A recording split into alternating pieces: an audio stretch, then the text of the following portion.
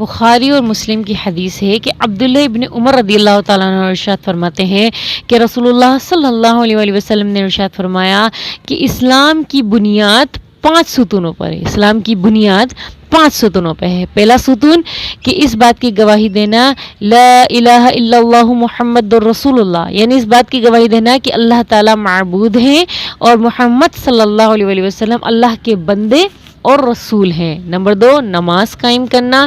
Number 3 زکوٰۃ ادا کرنا. نمبر 4 حج کرنا. نمبر 5 رمضان المبارک کے روزے رکھنا. ٹھیک ہے، یہ 5 ستونوں پہ اسلام کی بنیاد ہے. تو نماز قائم کرنا، نماز قائم کرتے رہیے اور کلمے کا ورد کرتے ہی رہیے.